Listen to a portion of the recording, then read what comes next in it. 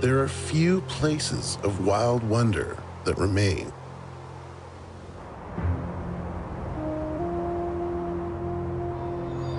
Could a place be found where only wilderness matters? Who and what could have allowed for such a place?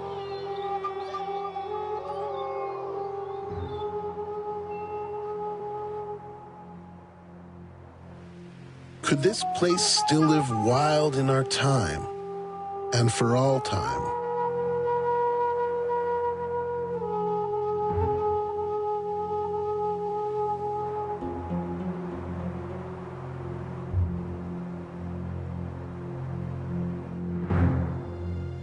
The basic problem is whether or not we should encourage the industrialization of Alberta at the expense of the rivers, the air, and the countryside through a lack of foresight. Or should we endeavor to promote industrialization, which will bring the greatest possible benefits without the exploitation of our greatest natural resources, which are the water, the soil, and the air we breathe? Norman Willmore, February 25th, 1955.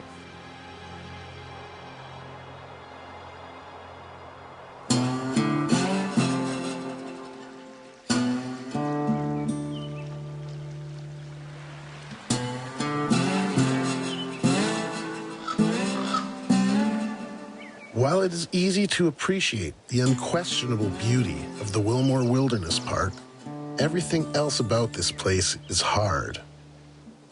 It is a place that is hard to get to, a place of hard terrain, and a place hard on life. At more than 1 million acres, the Willmore Wilderness Park remains alone in Alberta, raw and extreme.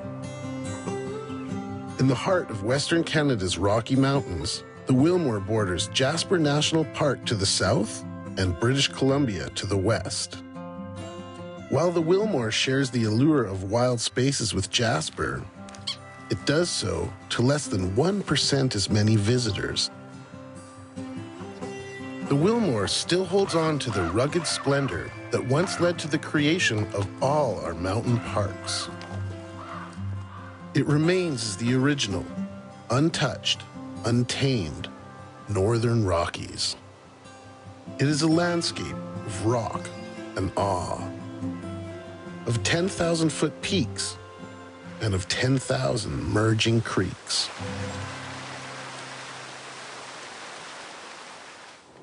The Wilmore creates its very own climate. Here, temperatures can fluctuate more radically in a single day than what can occur in many places of the world throughout an entire year. From wintry winds to searing summers, this is truly a land of survivors.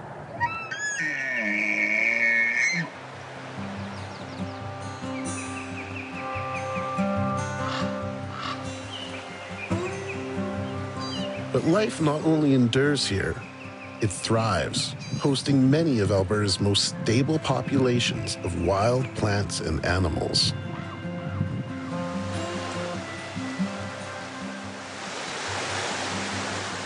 It is here that some find their most secure alpine toehold, and others survive on rocky mountain tundra. This wild park is home to over 40 rare plants and to most of Alberta's trademark animals. It's a sanctuary that's nursed some species back from the brink, and it is our last hope for others that are now tumbling towards it.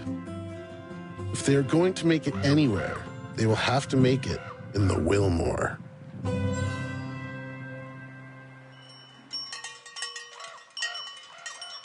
But this place is more than a hotspot for wildlife. It also stands out for a way of life. The very first people ever to step foot in Alberta made their way through this ice-free land. They found then, as we do today, a bounty to hunt and to gather. To this day, the the Wilmore stands as the heartland of Alberta's trademark outfitting tradition, as relevant in the 21st century as it has been since the time before the province itself was born. Through all of this, the Wilmore offers an unmatched wilderness experience that is becoming more vital, especially to all those who seek Alberta in the raw. Willmore Wilderness is really an untamed and unspoiled part of the country. This is what's to be intrinsic Canadian park, a park where you have mountains and rivers and glaciers and wildlife, grizzly bears, and it's just amazing that a place like Wilmore exists. The Willmore Wilderness area is one of the most intelligent things that Alberta has done from a conservation standpoint. It's not like any of the national parks in Canada, United States. It's actual, true wilderness where you can partake and deal with it one-on-one, that they can be part of the experience, not just an observer outside the fishbowl watching the fish swim around inside. What sets Willmore Wilderness apart from some of the other parks that people know more is the fact that there aren't big busloads of tourists and the typical tourist meccas that you find in some of these parks with souvenir shops and so forth. So it really is a true wilderness park, retained in its natural state. You just don't have crowds of people. You are here in the wilderness. You're here in nature. We call it becoming unplugged. You step away from civilization and you can see inside yourself perhaps a little bit better. The wilderness experience is a feeling that you get when you know you're alone in the land, far away from other people. It's very unique, and Wilmore offers that experience. You don't really have time for your mind to be back at that workplace that you'd like to leave for a few weeks. Your urban armor just drops off, you know, and the place comes in.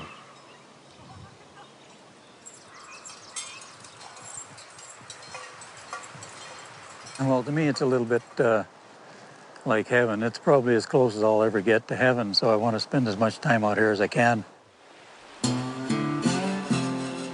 The monumental wilderness that is endured in the Wilmore hints to what was once found everywhere. These wild mountains help us to understand why we choose to live here and who we choose to be. From the time of our first peoples, wildlife and wild places have been a part of our DNA. Even our 21st century cities, once fur trading posts, owe their origins to the former abundance of our natural world. It is in that long-lost Alberta where our histories and traditions were formed. Alberta's history has been inextricably linked to water, soils, and wildlife, because, of course, in those days, that's how people were feeding themselves. There would have been a time where Wilmore would not have been that special relative to many other places you could go. Now, they did have land uses, and First Nations were, of course, very active in those land uses, and hunting and trapping and fishing. And the outfitting industry has been part and parcel of that community for many decades. But by the mid-20th century, Alberta was beginning to realize its post-war economic dream. By that point, of course, Alberta had become well known in terms of its hydrocarbon reserves, conventional oil, natural gas, and the amount of risk capital that came to Alberta to develop those land uses was phenomenal. In fact, you'd be hard-pressed to find any other geography comparable in size to Alberta, anywhere in North America, that is producing the pace and the diversity of natural commodities that we are in Alberta. Where once industrial development was knocking on the door of Alberta's frontier, now it was threatening to knock it over. Even the remote northern Rocky Mountain wildness was not immune to change. Concerns were raised by the locals, who were particularly sensitive to losing their way of life. There were a number of families, Métis families, families that had been evicted out of Jasper National Park back in 1907 that came up into this area and settled in this area And their way of life was very connected with this park. People would go out on the land and they'd pick berries and they'd pick medicine and they'd hunt. There was no separation between the Wilmore and the people. The people were, this was their home.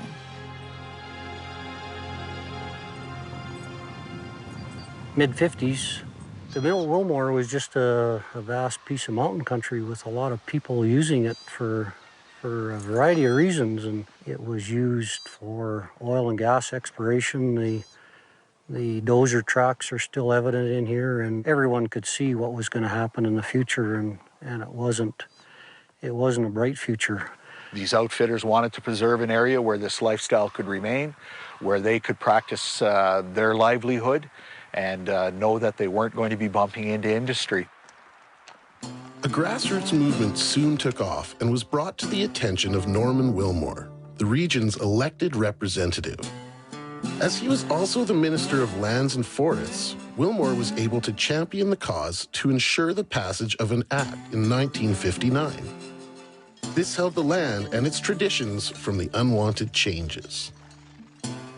So through the act and through the efforts of both the outfitters and Mr. Willmore, we've got something here that's going to last a long time and to be proud of. The park would later be named to honor the man who made it happen.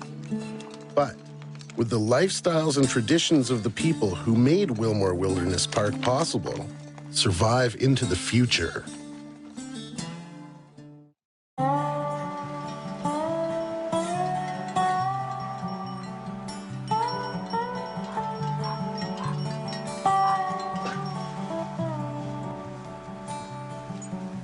Even by the time the Willmore Wilderness Park was formed in the 1950s, the lifestyles of those who worked hardest for its protection were considered by many a throwback to another time.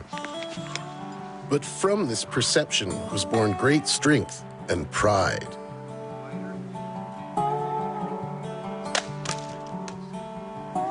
We can't understand the past unless we can actually live it or experience part of it. You know, we look at some of the treks that were made by our forefathers when they came west and explored new lands and things like that, and you wonder how they did it. Well, come up in the Wilmore and understand how they did it.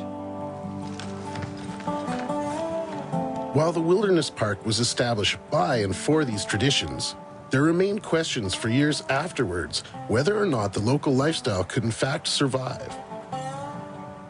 As it turned out, this all-important legacy was also assured by Norman Willmore himself. One of the unique things about Willmore Wilderness Park is that it has its own Parks Act, the Willmore Wilderness Act. Hunting rights, trapping rights, guiding and outfitting are still permitted. Willmore was to be a place simply accessible by foot or either by horse. So even today, decades later, we don't have vehicle access, no roads, highways, that sort of thing. And that really is intrinsic to the character of this park. This tradition of horsemanship has been preserved here. Where in the past it was out of necessity, today, this is a way of life. Yeah, I mean, in the mountains, horses and pack horses, and they've always been the best method of travel in the mountains and continue to be. It's kind of neat to be a part of the tradition and be out here and do this kind of thing, and it's in the blood, and it's just a natural thing, packing horses and saddling horses, and it's one thing I can say I can do and not have trouble doing it, because I've been taught by two of the best people in the business. You know, if you want to go someplace and see the mountains the way they have always been without a lot of other people, this is definitely the place to come. Well, I used to take a lot of hunters in. I'd take about 40 hunters a year. I hunted sheep up on the Kakwa and elk and moose and grizzly bear and black bear as well. And I also hunted the same species in the Wilmore. Since that time, I mainly do trail rides, and we do a lot of trail clearing for the Willmore Wilderness Foundation. You know, finding some of these old pack trails before they're totally obliterated is quite a job, but we really take a lot of pride in what we do, put a lot of effort into it. There's a set of skills in the Willmore that is so incredible that these outfitters possess. How to pack a horse, how to move through the deep recesses of the Rockies and leave no imprint. And I've been here 30 years, and honestly, I still don't know even a fraction of what they know. So, and I've been learning every day I've been out here, so that tells you what I think about the men that are in these mountains. To many of this rugged breed, Willmore means world class. For over a century, hunters have been coming here and dreaming of coming here for its unrivaled number of classic North American game animals. We have an internationally renowned game hunt within the foothills mountain parks, and we have people coming worldwide to hunt sheep within this area. This long-running hunting heritage has brought in those seeking trophies, others seeking sustenance, with all finding personal rewards through a hunt. This park is really a special place for hunters, outfitters, mainly because there's no motorized vehicles allowed. And in the wintertime, it's utilized by different trappers. Trapping here in this country, in the Wilmore, has been a form of wildlife management. And trappers take it seriously. Trappers manage the resources of what they were given. I love trapping martens, and I love where they're found. They like the old growth. They like this kind of bush. So when you're trapping martens, you're not on farmland trapping coyotes or in ponds after beaver. You're in old growth boreal, some of the most beautiful timber available. When you're trapping and outfitting and horseback trekking through the Wilmore, you're connected. God, it's a connection to all our roots. It's a connection to our ancestors. It's a connection to the land. I mean, we're as firmly embedded here as the roots of these trees around us. And we were always part of the ecosystem. Trying to create an ecosystem and have balance and not have man in it isn't going to work any more than having an ecosystem here that doesn't have a wolf and doesn't have an elk, or doesn't have deer, or doesn't have birds. They're all part of the system. The time and place where you can avoid management and things like that have disappeared. You know, we're an island alone, and it's got to be kept and managed and carefully preserved to keep it as it is. While Wilmore benefits from the work of volunteer stewards, provincially protected lands are also watched over by a particular breed, Alberta's Mounted Patrol. Essentially, we patrol the backcountry with horses because most of our protected areas, they are for foot traffic or horse traffic only. It's not legislated to have ATV use here. Horse is the traditional way of doing it. It's low impact. There's no noise, no nothing. There's no disturbance to any other user. And this just adds to the whole wilderness experience. In this type of country, we have sheep hunters, elk, deer, moose hunters. And what we do is patrol to make sure that they're abiding by the laws, carrying their licenses, making sure the game is legal that they take within the right seasons, the right sizes if that's appropriate, and to make sure their camps are clean and not attracting things like bears or other problems. But generally, I mean, most people are really good. They're happy to see us there, and it's a pleasure dealing with these folks. Across. Take the jackknife down.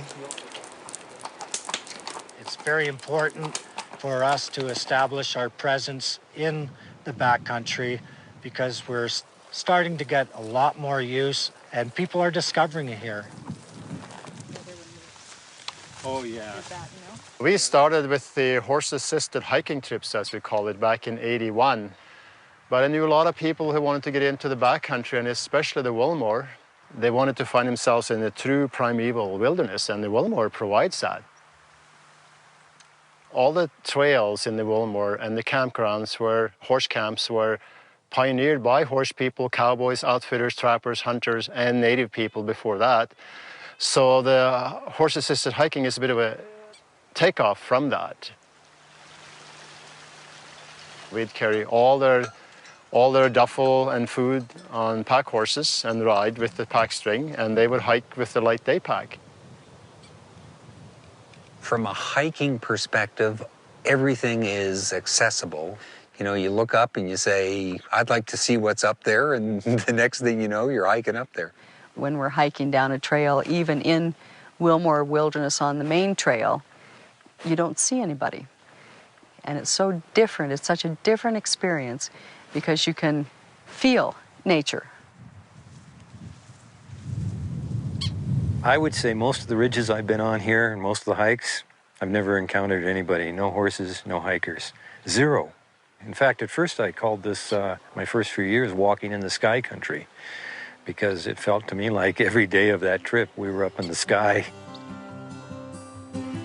No matter the mode or motivation, the promise of the Willmore Wilderness still offers an uplifting experience for the horseman, hunter, trapper, and hiker alike. But is the foundation of that wilderness experience at risk from forces converging on the Wilmore?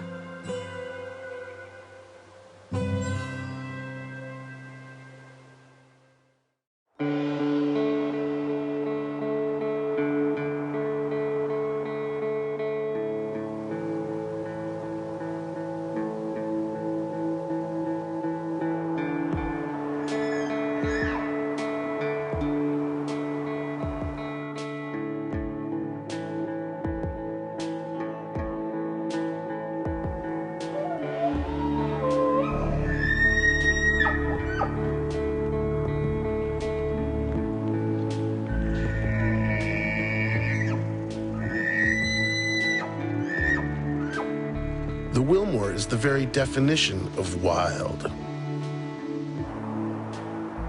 Its character and form have come about after being shaped by the greatest forces on Earth. Glaciers born in Wilmore Heights once moved downslope, shearing all life from this land. The wide, steep-sided valleys of today are the signatures of that past.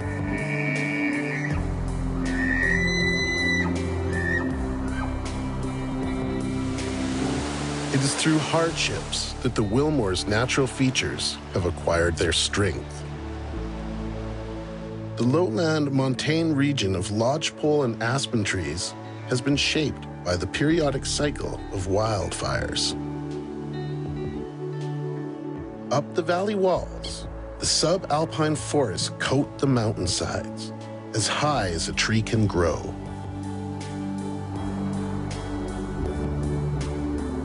And crowning this landscape, the near-Arctic conditions of the alpine tundra.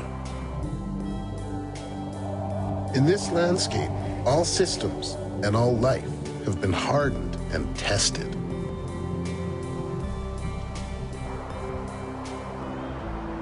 So we've got this real range of sub-region diversity or regional diversity just within the Willmore Park. Willmore certainly falls into that system as being representative of the montane areas, which are the low valleys between mountains. That spreads out into the upper foothills region, which is the more eastern section of Willmore. And we certainly have the high elevation rock and ice, if you will, but that high elevation area also maintains some really unique alpine communities with alpine plants. One of those species is whitebark pine, which we're learning more and more each year is a rare species throughout Canada and the United States. Its cones could be an important source of food for grizzly bears. These are things that we hypothesize as community interactions within the protected area that could have important implications from a management perspective if we're interested in conserving whitebark over the long term. We have quite healthy populations in the Wilmore that are threatened by the mountain pine beetle that's dispersing in from British Columbia at epidemic levels. Fire suppression in British Columbia has been occurring for the better part of 100 years. And what that's done is created a lot of old age forest in British Columbia, which is ideal habitat for mountain pine beetle. As it turns out, from the standpoint of healthy forests, Smokey the Bear was wrong. These forests and their life-supporting systems have been strengthened by fires for generations. Now, it is the collective footprint of development lying above and below that has the greatest influence on Alberta's ever-changing landscapes. So if you were to stack all these footprints together, so we're talking about residential, forestry, energy, agriculture, transportation, and then if you were to put a modest 150-meter buffer on all these footprints, I think you're looking at somewhere around 8 to 10% of the province is left. So about 90% of it, by any reasonable definition, is industrial in terms of some form of land use practice. We've lost that gradient between the protected area and the intensive that was maybe 200 kilometers away. Well, now it's right up on the doorstep of the Wilmore. With these forces acting on Alberta's last wild spaces, places like the Wilmore become ever more important as a reference point to our past and for our future. The features that they provide to society, whether they be spiritual or science or preservation of biodiversity, they'll only become a more scarce resource and therefore a more precious resource. And if Alberta were to understand the value of that natural capital and maintain it, then they would arguably have a commodity, a very important intrinsic commodity that many other landscapes don't have. And the Wilmore is an example of that today.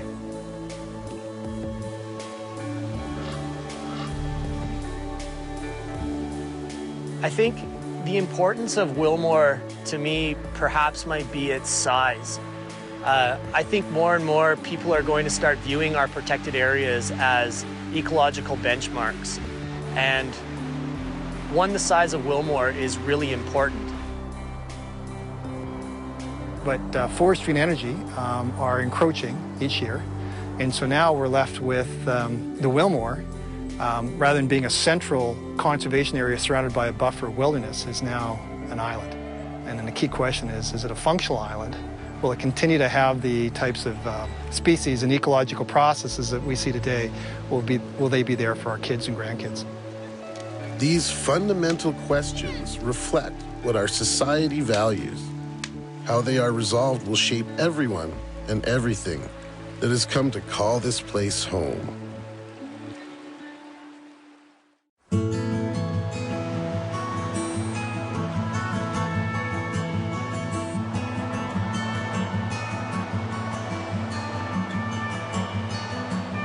All Albertans are justifiably proud of the physical beauty of the province, and in particular, the grandness of our Rocky Mountains.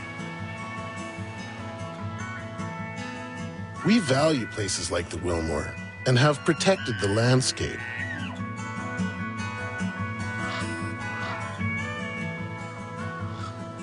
Willmore Wilderness is a haven for wildlife.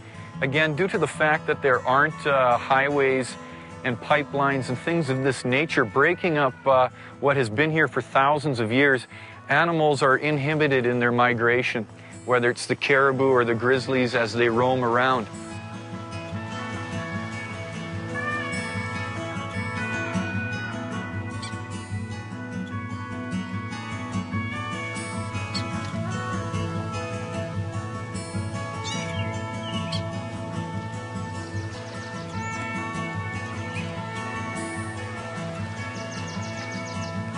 But questions remain if the Wilmore will forever be a livable landscape for all the current wealth of wildlife that now call it home.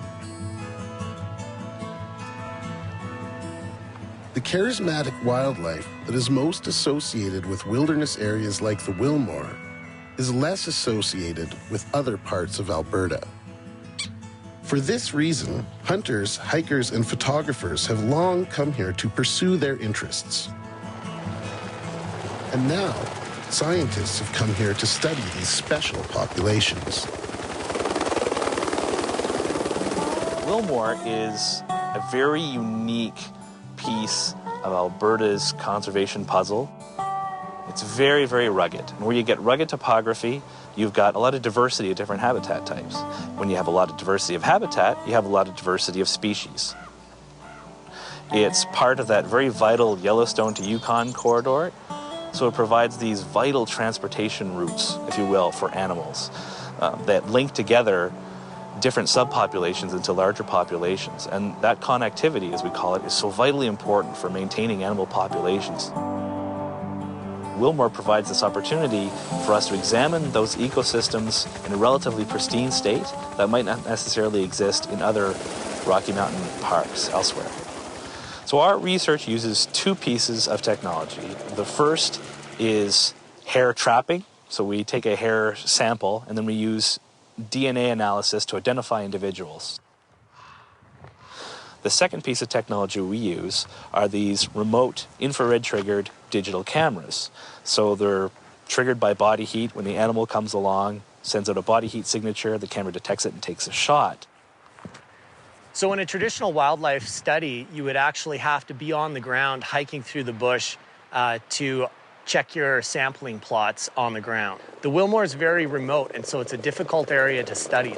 Typically what we would do is fly them out with a helicopter into remote areas, hike around to the spots we've located to mount them in trees, leave those cameras there, come back at the end of the season and collect this wealth of data. So the real advantage of the remote sensing camera is that we can place these cameras throughout the landscape systematically and acquire data on the presence of animal populations without us having to be there to either check traps, walk transects, or download data from GPS collars. And because we're not there, you really get a sense that you're watching the animal in a state that you never would if you were out there yourself. We've learned that some of these areas, whether they're salt licks or watering areas, are quite important for a number of species that show up in the absence of human presence. Some of the more interesting species we've seen out there or had good photos of are things like lynx, marten, cougar, wolverine. So that allows us to assess relative rates of occurrence, where wolverines are and where they're not. And we're really sure with these cameras that when the wolverine is there, we get them. So at the end of the day, the research that we conducted on wolverines in the Wilmore tells us a number of things. It tells us that wolverine densities there are pretty high, and that's a very good thing. That leads us to believe that the Wilmore might act as a source population for the area around it, so an anchor for that population, if you will. So it emphasizes how important that connectedness is with the rest of the landscape. The Wilmore provides this very vital service by establishing this baseline of how things probably should be and seeing if we've diverged from that or not. Wolverines are not the only animal that has a particularly strong connection to the Wilmore. Less than 100 of Alberta's endangered mountain caribou share with wolverines an affinity for the wildest mountain country habitat that remains. Where once they found a balance with food and sanctuary, in recent decades, there has been a shift in this stability. Most of the foothills in Alberta and BC that have held natural populations of mountain caribou or foothill subpopulations have been subjected to commercial logging.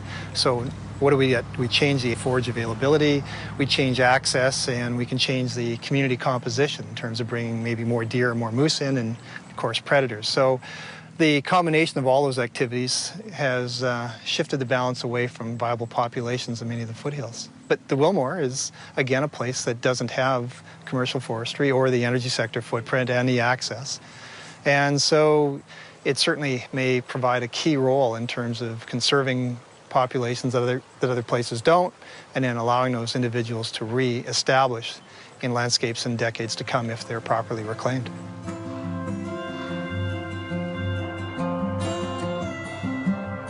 What is true for mountain caribou is also true for Alberta's grizzly bears.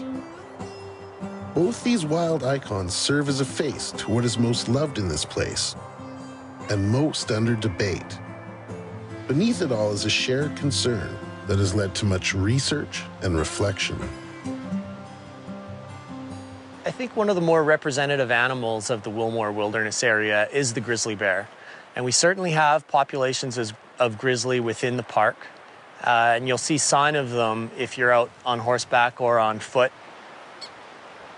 Through a series of projects, we've had an opportunity to simulate them into the future, up and down the east slopes, southern Alberta, northern east slopes. And what we've seen is that if these models are correct, that grizzly bears will not do well. In fact, we may have regional extirpations. And it's not because of one thing. It's a combination of forestry and energy and agriculture and transportation and tourism. So up in the Wilmore, we don't have those land use practices, but we do have trails. And I think one of the lessons we're learning is that species like grizzly bears can only survive in areas where there's a constraint in terms of how much recreational activity there is.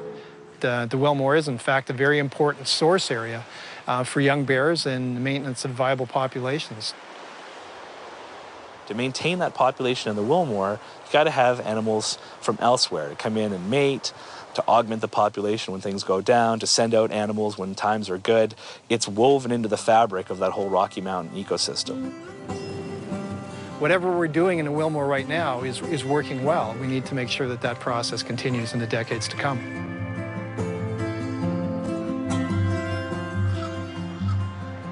Though the ultimate welfare of the wildlife remains unknown, questions continue to be asked by those most interested in its well-being. But is all the talk and effort channeled towards the Wilmore ultimately going to make any difference at all?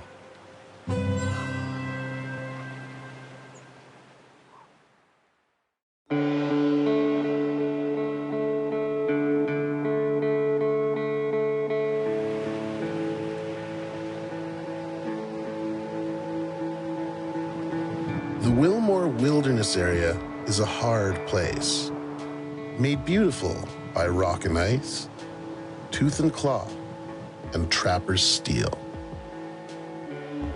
Where we now find a wealth of life, there was recently frozen nothingness. The green blanket of trees is proof of the ability of life to make a comeback.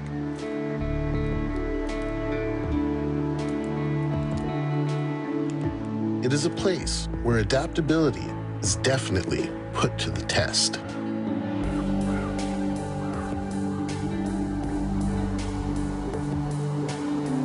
The Wilmore's got glaciers through steep mountainous areas. It's got the big, broad valleys.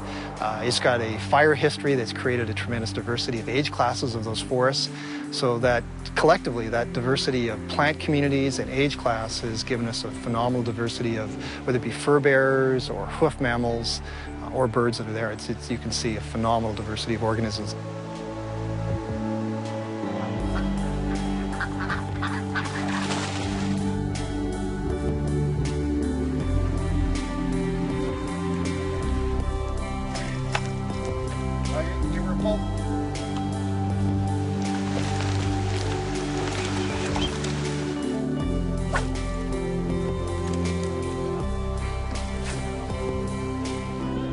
Alberta really did something back in 1959 that we're enjoying the benefits of today. And I think, again, as time moves forward, the Wilmore is just going to become more and more of a jewel in the crown of Alberta parks.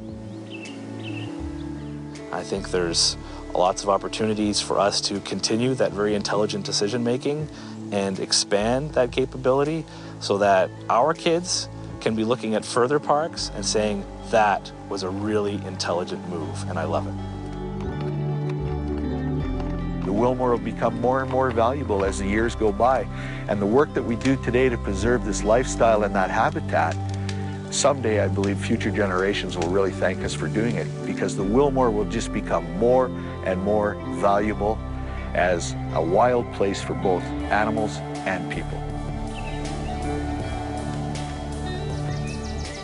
It's the way it should be, it's the way it always was, and I think it should remain that way.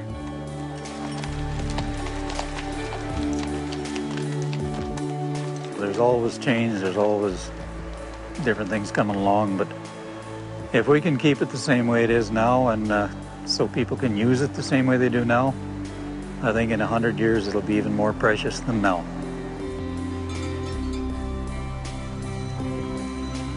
All through the 30 years, I don't think there was a summer where we didn't take young people out. Young people were always out here. It's just no different than it ever was. It's through the youth that we will continue this way of life.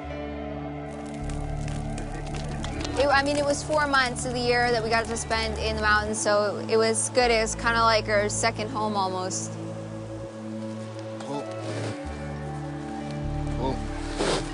When I come out in the Wilmore, I kind of feel more awake.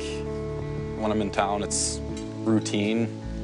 From day to day, you feel like you're flying on autopilot, but when you get out here and you see a breathtaking view on horseback or you're galloping horses through a meadow, it wakes you up. Time seems to go a little slower and everything seems to be a bit sweeter. Well, riding through the Wilmore makes me feel free. To me, I feel as it is my home. The Wilmore is about being on the land and knowing what you're doing. And the more you get through it, the more you learn and the more you can understand it.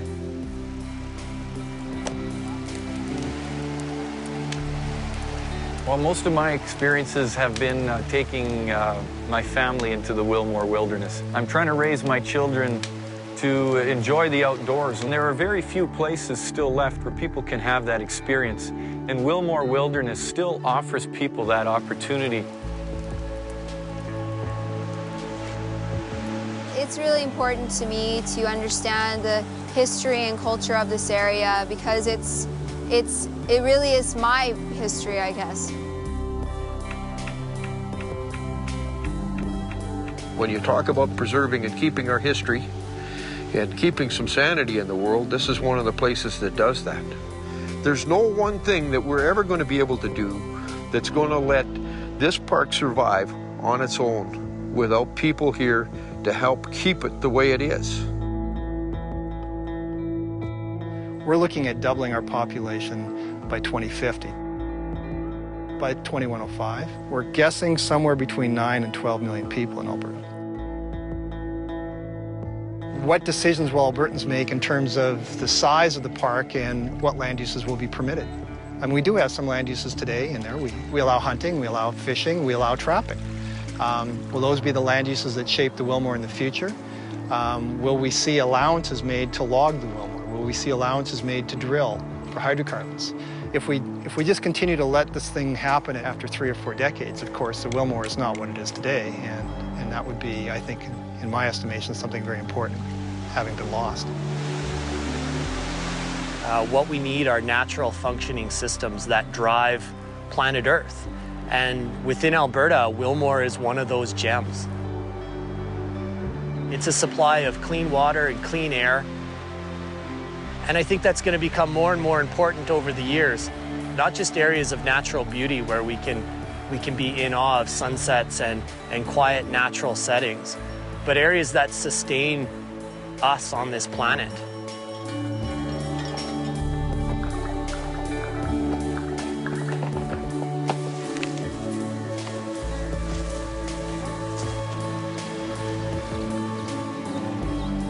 Throughout our history, Alberta has been defined by its natural resources. They have given us wealth and given us identity, but now they are diminished. The Wilmore is a vault holding in trust our last and most valuable natural treasures. Through this place and through its people, we ultimately may have secured what in time will be seen as our greatest wealth of all.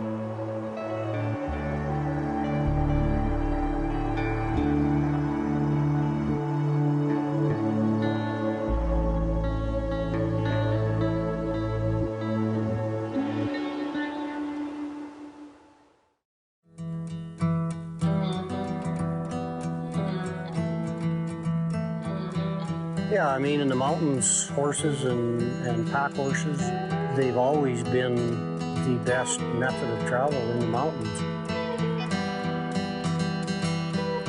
horses are very front and center in the history of Alberta and how people got around before the days of roads.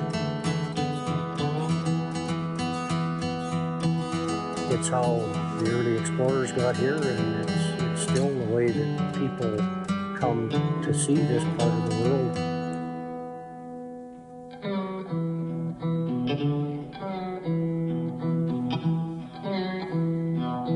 It's in the blood, and it's just a natural thing, packing horses and saddling horses, and it's one thing I can say I can do and not have trouble doing it. I've been taught by two of the best people in business, so.